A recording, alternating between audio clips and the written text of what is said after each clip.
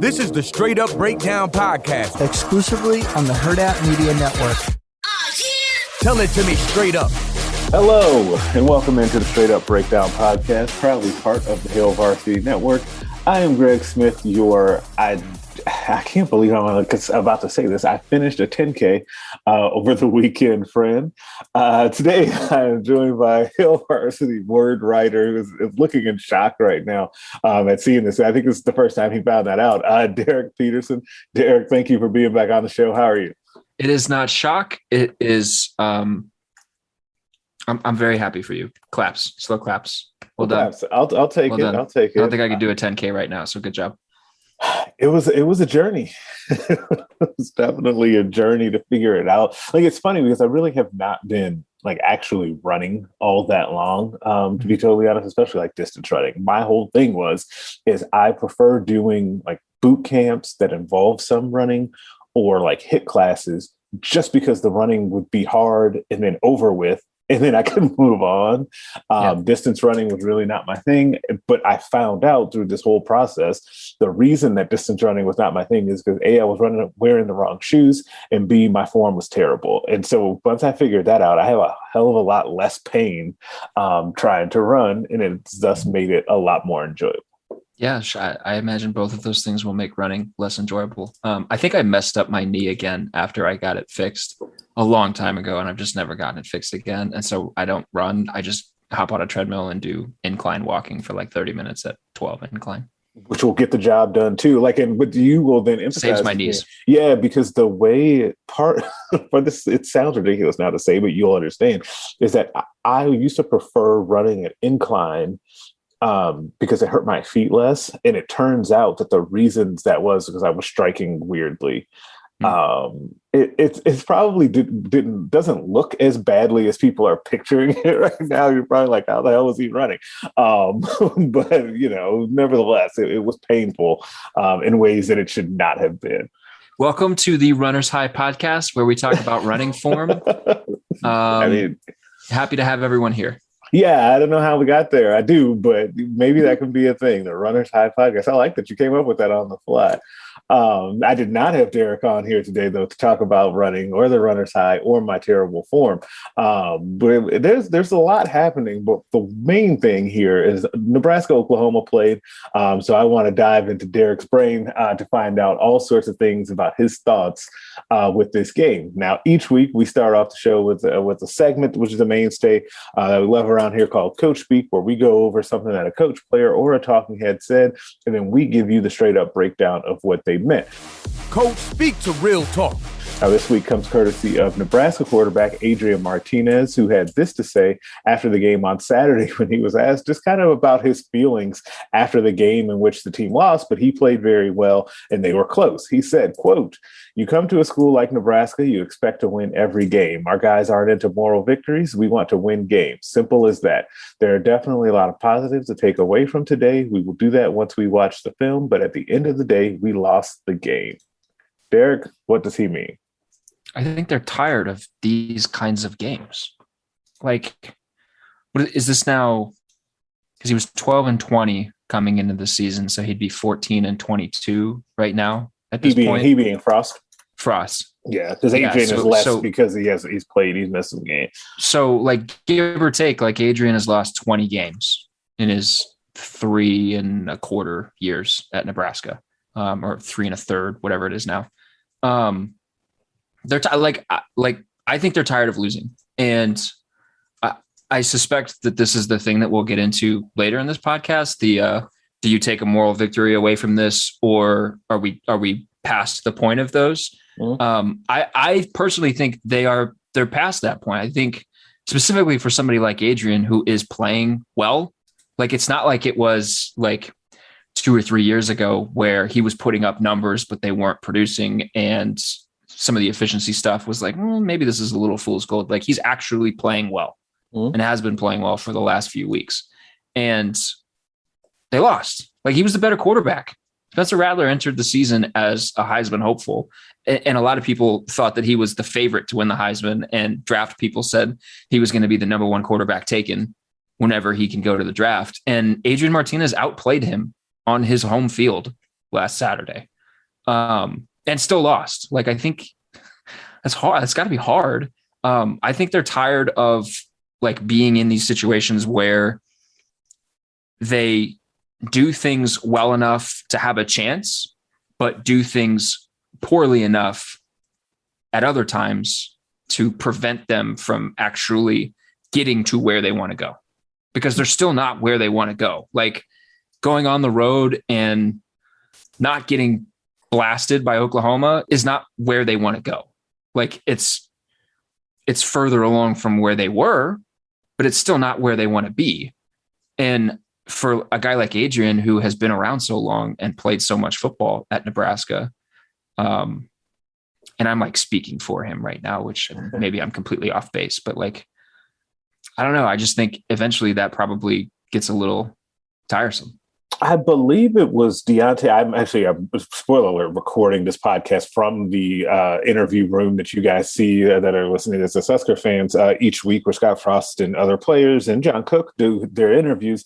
And I believe it was Deontay Williams, who actually in the hallway today said that they were tired of being close. Someone else said that today. So you are, and I'm assuming you have not heard that yet, because it's only been a couple of hours since that was said. I'm vibing with you on that. I do think that the players are tired of the almost and the if only for a couple of these things. And I do think that it hits differently when you are playing well. And the reason why I think that Williams matches up well with Adrian in this particular scenario is that defense is frankly playing their asses off. I think that they're having a really, really good season. And I think that we may get into this a little bit later too, but I also, as a side note, am tired of talking about the things that the defense is not doing, i.e. sacks. Like, that conversation is starting to bug me, because they figured out a way to get by and excel without that. But we'll put a pin in that. We'll come back to that later. But I do think that between the defense being frustrated and Adrian Martinez, who is tired of doing things well but still losing, I do think that there's something to that. Especially given the way that game ended up going down, with where, if you say, it's so crazy to even think that this is how, considering what the spread was in that game, that Nebraska really had a chance to win at the end, because they were, and that's legit, they had the ball at the end of the game to try to drive. But then, by the way, the thing that was plaguing them all game is what ended up getting them in that end on that drive, which was offensive line play. And whether it was lack of protection or penalties, i.e. that first drive, that's one of those things that falls into the bucket of same old thing that we've seen over and over again. So that was one point. And then the other tier of the game that cost them the game is special teams again. Like, it's just, it has to be frustrating to see that. Yeah.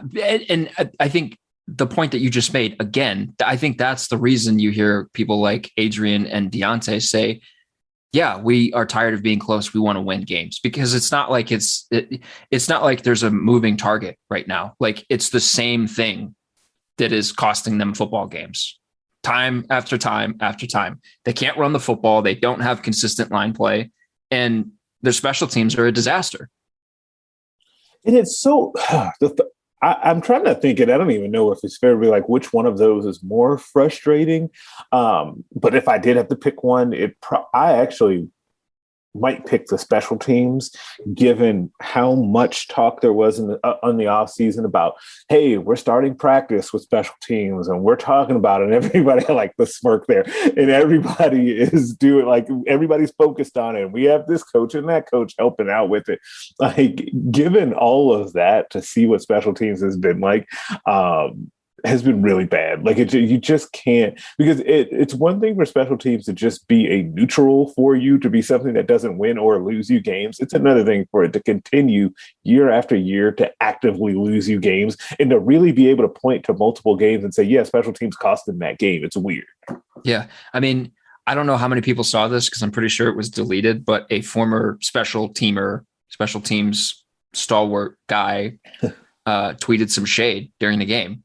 Yeah. Where he was like, yeah, special teams was never focused on, which for someone that was as involved with that phase of the game as this particular individual was, that doesn't look good. No. And like you look around college football and like the teams that win have a good quarterback, they can run the ball, and they have good special teams. Nebraska has one of those three things. Yes. And it's the quarterback. Yeah, and the other two aren't all that close to being good, which is really unfortunate, because the one thing that I do feel, and this I think transitions nicely into what you suspected I wanted to get into with you, and I definitely do, which is the whole idea of the moral victory, or what Nebraska can take away from this game. Let's break that down. Now, I'm going to start with my take, in which I kind of laid out in a piece on HailVarsity.com, which I said, basically, listen, Nebraska, I think, does have a lot of things that they can build on from this game that were positives, even on offense. But in the end, you can't also say that without saying that the same old mistakes did plague them. And that's what's going to really be the key, not just to, the next game against Michigan State, but really the entire tenure of this coaching staff. Like, we are in that territory. But I do think that there is a level of moral victory to take away from this game, given how it unfolded, the type of team that you're playing, at least on paper. We can get into whether or not Oklahoma's overrated or not. I don't think it matters for the purposes of this particular discussion. Yeah. I mean, so we really hardly ever disagree on things. And I disagree with you on this. Okay. For a couple reasons. So this game felt like a significant point in the tenure so far, because it kind of felt like, if you were like tracking reaction to it, people that were out on Scott Frost were like suddenly back in a little bit. And it was like, oh, hold on. Oklahoma was a 22.5 point favorite at home with a Heisman hopeful quarterback, number 3 team in the country, and Nebraska only lost by 7, had a chance to win at the end. Okay, I see growth. I see defensive growth. I see good quarterback play. I see things that I've been wanting to see. I'm back in. We see progress. And I get that. I understand that. I see that. And then there were people that had been optimists that were suddenly like, it's the same thing. It's the same thing over and over and over again. It's the same thing over and over and over again. And for me, looking at this game, I think I kind of fall into the latter. And part of that is Oklahoma related. Part of that is Nebraska related. The Oklahoma part first. Oklahoma has been favored by a combined 53.5 points in the 2 FBS games that has played now. So Nebraska and Tulane, 53.5 points they've been favored by combined. They've won those 2 games by a combined 12 points. That's 41 left on the table. I've already said I thought Adrian Martinez outplayed Spencer Rattler. I'm not all that impressed with Spencer Rattler through the first 3 weeks. I think Oklahoma looked overrated to me. It seemed like this was a team that was the 3rd ranked team in the country and not anywhere close to being the 3rd best team in the country. And so that's part of it. Like, part of it is like, I could get really, really excited about Nebraska only losing by 7 to Oklahoma, because we were expecting, and I was expecting, Nebraska to not be close in the 4th quarter. And it was. So that's a point of progress for them, and certainly something that they should feel good about, because they played well in certain respects. Adrian, particularly, the defense played really, really well. But like, it's the same stuff. I don't know how to explain what's going on with special teams. I can't wrap my brain around the special team situation. I just don't. If you're saying that it's valued and you're doing all of these things in practice, why has there been no change? There has been, and that's speaking in absolutes. It seems like there are still disaster situations on special teams when really, like, you shouldn't have those. Yeah, we like term it on the side, like inventing ways to give up points or to lose games. That's what we talk about. Like it's a weird thing that happens to Nebraska where like one of your linemen just gets absolutely blown up to the point to where the ball gets like hit into them and blocked, and then the other team picks it up and runs it all the way back. Well, so that's where I'm going next. That's where I'm going next. Happen? Like, how often does that ever happen? I don't want to pick on that specific player, but that guy was replaced for this Oklahoma game because through the first 3 weeks of his season, he was consistently getting beat or consistently putting bad tape out there. And the guy that replaced him was the guy that he replaced a year ago because that guy was consistently getting beat. And then the replacement, he's a guard. He's not a tackle. He's not used to being in space. But like the play where somebody was coming stunting around from, it was Hickson's right coming through the middle of the line. And Hickson just completely whiffed on the block, completely missed him, and pancaked his own lineman. It looked like I saw it all over social media. Like it looked bad. They're supposed to be athletic. That didn't look athletic at all. They're supposed to be, we were told they were going to be the strength of the team, the offensive line. Yeah. And every single one of them had a penalty called on them. Juergens had 2 extracurricular penalties called on him. And the second one wasn't a penalty. I get it wasn't it was a dumb flag. I understand that. But after you have one, you're on thin ice. And his explanation after the game seemed to display that he either didn't care about that or doesn't think that's the case. I don't know. The offensive line has been problematic. A buddy of mine was texting me Thursday night last week as they were watching the Nebraska Buffalo game. And I was just getting like clip after clip after clip after clip into my inbox of pointing at a lineman, watching him get bull rushed off the ball, and then again and again and again, and then looking at another lineman, watching him get beat again and again and again, and then looking at another lineman, watching. The offensive line hasn't been good. And like, this is kind of emblematic of Nebraska's offense for the last 4 years because they've looked good on paper. And when you look at some of the advanced analytics, they look good. So like some of the advanced stuff right now, if you look at Nebraska's offensive line, like line yards with footballoutsiders.com, basically like how many yards rushing does the offensive line open up? Right. Nebraska's like in the 40s nationally, which is above average. But there's also, I don't know how useful some of the advanced analytics are. Right now I was reading that like ESPN and NCAA's play database is wonky and missing plays. So some of the per play stuff is going to be super flawed and not usable right now. No, I don't know if that influences Football Outsiders data. I don't know where they get their information from.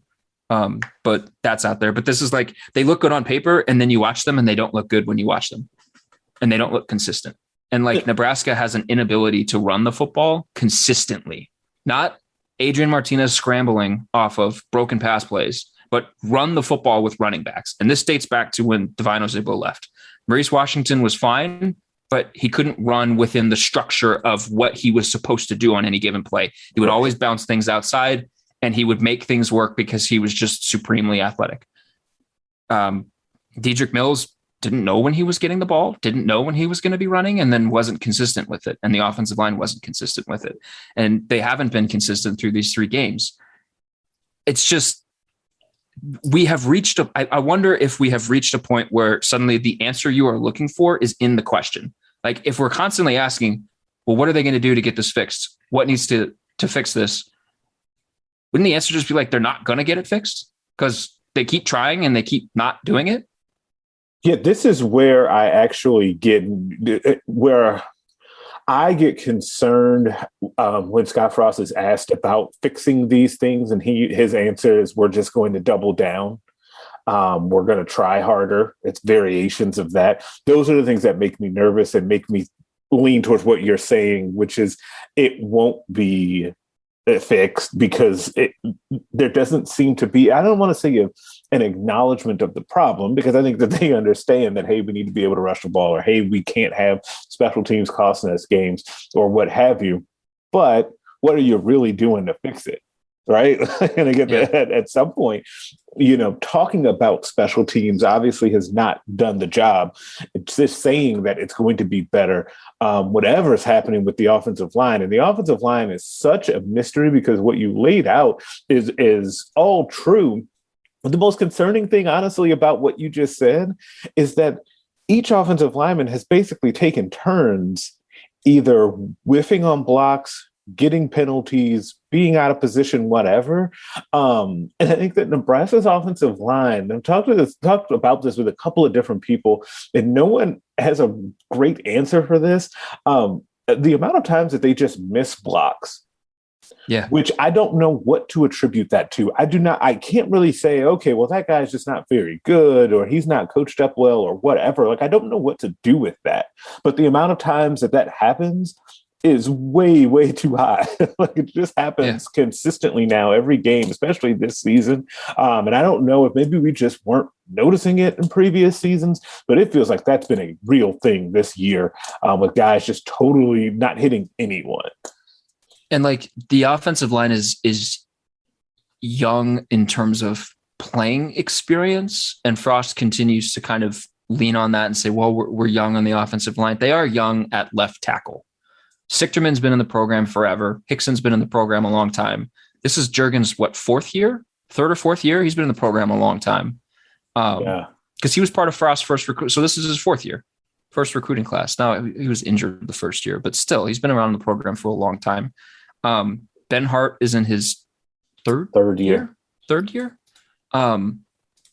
It's just, I don't like the young thing. Kind of young. I'm not with the young thing. I'm just going to, I'm not with that. But put an asterisk on it. Yeah. We have to explain that a little bit once you say it.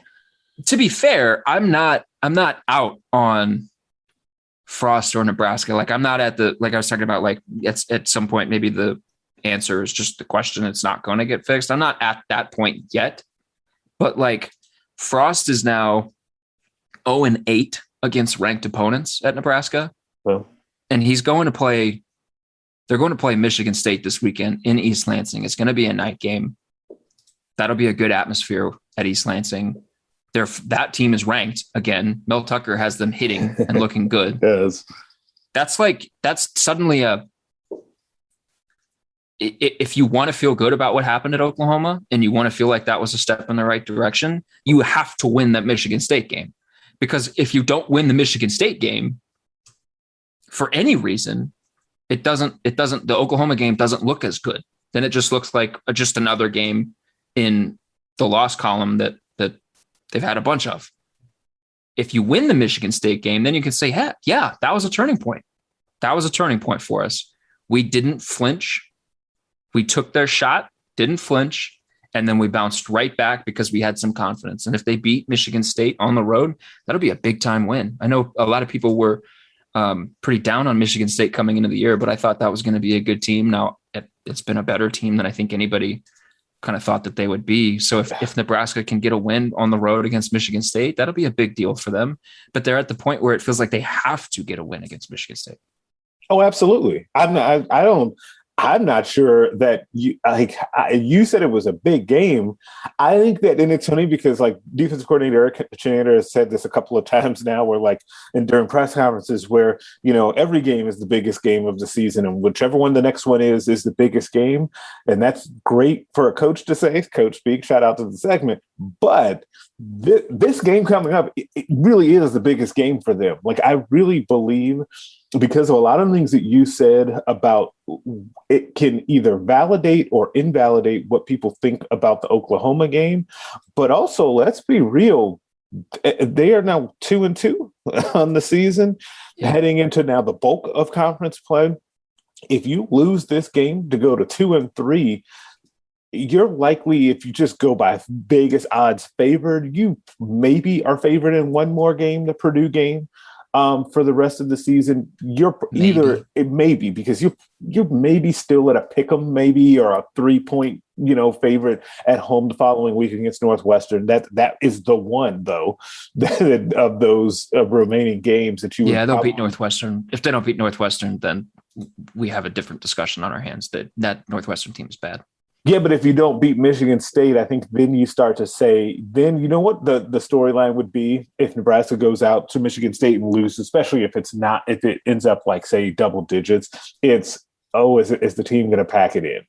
That becomes, because I think it's going to happen quickly with that, if that's the case, because you have had that feeling of being so hyped up for the Oklahoma game. Then you're like, okay, we're going to go prove it. We're going to prove that wasn't a fluke against Michigan State. It's a good team. Our first opportunity under Coach Frost to go out there and take down a ranked opponent. We lay another egg.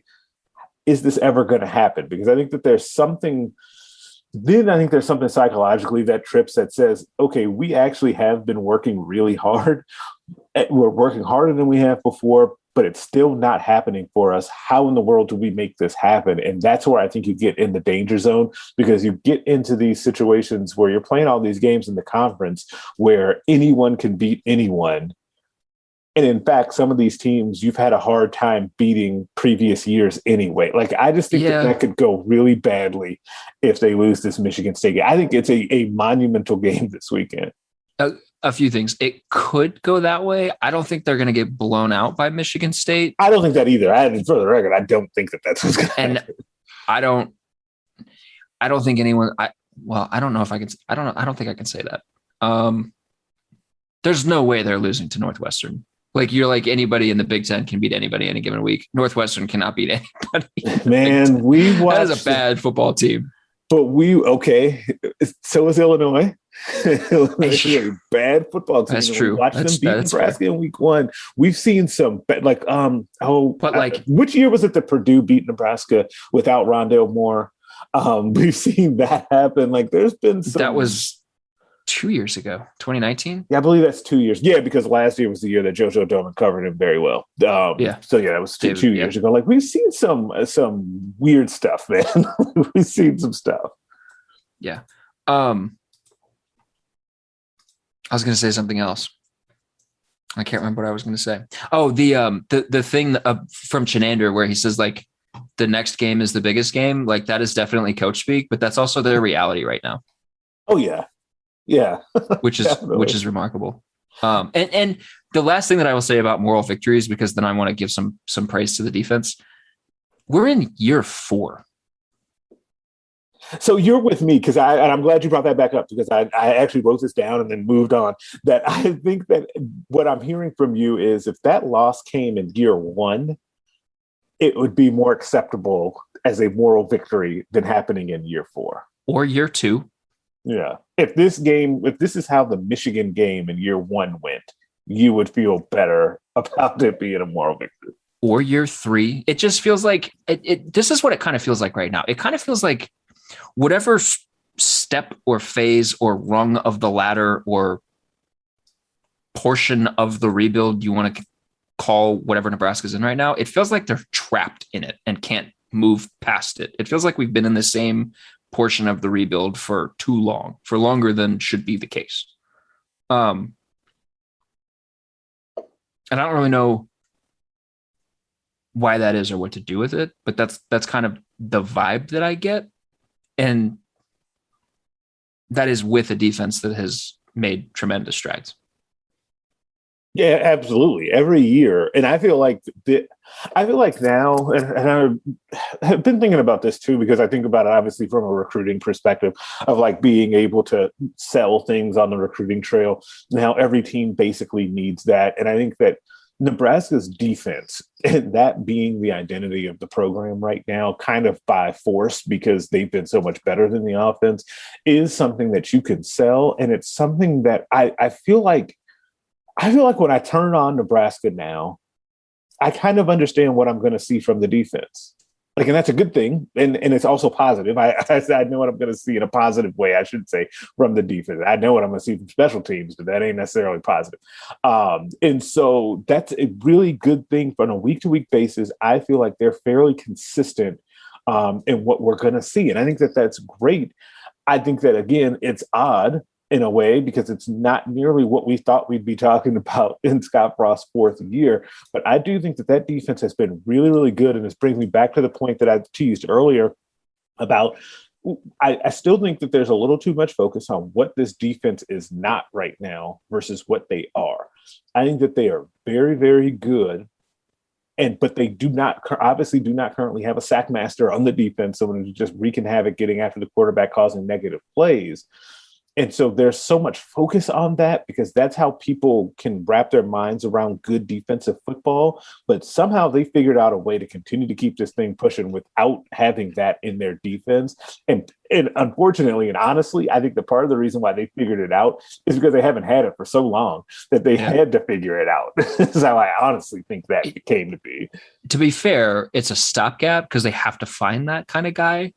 So eventually, if they were to ever get to the defense they truly want to be, they're going to have that guy because they would never be able to. Now, this is a long way off, but they would not be, I don't think, be able to win championships without that. I think you would have to have that element. Now, again, hear me when I say this, they're a long way away from that, but that being the ultimate goal, you would have to have that. Yeah. So getting to the quarterback for sacks and then creating turnovers are kind of the two things that you look at. They're going to give up a couple of third downs, apparently, give up some third and longs. If they can get themselves into 3rd and 17, but still give them up every once in a while. Yeah, that's. But here's this hypothetical for you. It is December of 2017. Scott Frost has just stepped off the plane in Lincoln, Nebraska. Yep. I come to you and I say, look at the calendar for 2021. Mm-hmm. That'll be Scott Frost's 4th year. Lincoln Riley is still going to be at Oklahoma. Oklahoma is still going to be very good. They're going to be one of the best teams in the country, one of the highest ranked teams in the country. Nebraska is going to hold them to 23 points. What would you say? What would you think the result of that game would be? Oh, I would have thought Nebraska destroyed them. If you told me that they had, at that point, that day that he stepped off the plane, you told me they hold them to 23 points, they've probably won like 50-23. Is honestly what I would have thought. That now Nebraska is okay. If Oklahoma is ranked 3rd, Nebraska is right in that mix. Nebraska's 2nd. Yeah. Yeah. So I looked this up Saturday night. So dating back to 2013, Oklahoma had lost 8 straight games in which it had been held to 24 points or less. Eight straight dating back to 2013. So from 2013 to 2016, they lost 8 straight games. And the 2 in 2013 or at the end of the season, they had 2 wins at the beginning of the season. 2013 to 2016, they lost 8 straight games in which they were held to 24 points or fewer. For the 2017 season, Lincoln Riley took over as head coach. Bob Stoops retired. He had never been held below 27 points. A Lincoln Riley coached Sooners team had never been held below 27 points. And that includes playoff games, college football playoff games. Nebraska held them to 23. And they did it in a way that looked very Big Ten-esque. A lot of people have said that. I think it's appropriate. Nebraska looked like a Big Ten team, and they turned that into a Big Ten game, and it made Oklahoma uncomfortable. And that's a good sign. That's a really good sign. That's a good sign, yeah. Like it has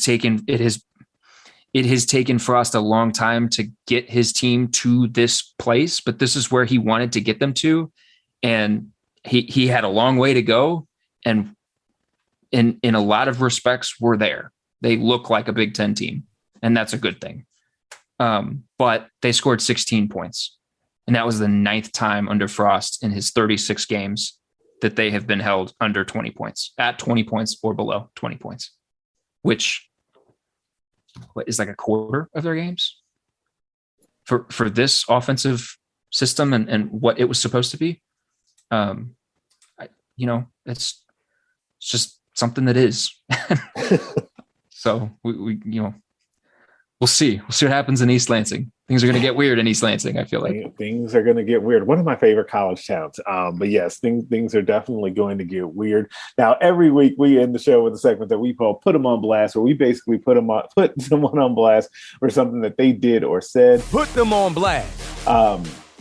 Today, I'm going with a repeat because I saw this thing coming. I saw it coming a mile away when the NFL put in that stupid taunting penalty enforcement thing that they wanted to do, that this was going to get out of hand and we were going to have all these silly plays. Now, I barely turned it on. I saw some NFL yesterday. We recorded this on a Monday. Saw some NFL on Sunday, and guys are getting flagged for doing the no-fly zone. We're seeing just flags on flags on flags for celebrations. And I want to know, and I don't know, and maybe I missed it. Usually at some point after the fact, the behind the scenes details comes out on who exactly wanted this and why exactly this has to be a thing. Because I need to know, why does this need to be a thing? Because no one on my timeline yesterday was saying, yeah, they got him. Get those no-fly zone penalties rolling. We don't want to see that garbage. No one's saying that. I just don't understand why this has to be something that the NFL is doing. It brings back the old no fun league thing that they had in full force before they kind of laxed the touchdown celebration stuff. Thought they were going in the right direction on that. They are not. These celebration penalties are the absolute worst. The NFL, the refs, everybody involved in this has to go on blast. You have joined my side. I think taunting penalties in sports are stupid. Oh, they're dumb.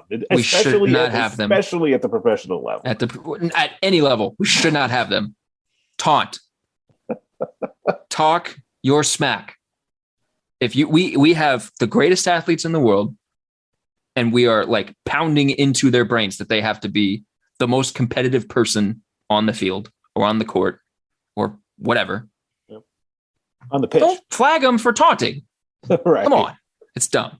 Can I put a thing on blast? Not necessarily a person. Can I put a thing on blast? You can put whatever you want on blast, our friend. I would like to put old age on blast because I did not see that coming. I should not be old, but I have become my father in one very disappointing aspect. So Thanksgiving, Christmas trips, my dad and his dad after lunch would just be passed out in the recliners. They'd take a midday nap. Yeah. If I have a big lunch, I have to nap afterwards. It's dumb. So Saturday, I had a big lunch, and then I napped after Alabama went up 21-3 on Florida. And then I wake up, and it's 31-23. I'm I missed the best part of the game. What happened here? So I need to put old age on blast because I am too young to have to take midday naps on a Saturday. And I am not okay with missing key parts of big football games. The number one team in the country almost lost, and I missed half of the drama surrounding that. And for that, I need to put old age on blast. I feel like that has to be in the Hall of Fame of Blast on this show. Sasha, who is so graciously producing this, save that, please. Rack him. Because old age going on Blast is a plot twist I did not see coming today. But there are a lot of people out there that can empathize with that because I'm with you. The naps after big meals happen a lot more frequently than they should at this point. It's funny. You used to make fun of those guys for having to do that. What's wrong with you? And now it's definitely, it catches up to you. It definitely does. And I'm still a child. If Dustin listens to this, he's going to text me and tell me that I'm still a child. And so I shouldn't be complaining about old age. I'm too young. Your back hurt too? Your back hurt? My back does hurt, actually. And my hips hurt. And my knees hurt. Yeah. No, I went to the gym before this podcast. Oh, look at you. It's probably poor form to bring it all the way back around to the way we opened this podcast. Poor form. That's fine. And now I have to make a decision if Poor Form or Runner's High is going to be the title of this podcast. So I'm leaning towards Runner's High. And that'll do it for today's podcast. Subscribe to the podcast everywhere you listen to them. Rate us, leave us a 5-star review. If you leave 4, I'm inclined to think you're a hater and nobody wants that. Make sure that you're checking out the other podcasts on the Hail Varsity Network, the Mind Your Own podcast, the Varsity Club, Nebraska Preps post-game show, and the Hail Varsity radio show. Also, check out the Hail Varsity YouTube page. I'm back on there with the recruiting question of the week video with Aaron Sorensen. And you can find us on Twitter at Greg Smith HV and at Dr. PD HV. You can email the show at straightupbreakdown@hailvarsity.com. I will catch you next week. A Huda Media Production.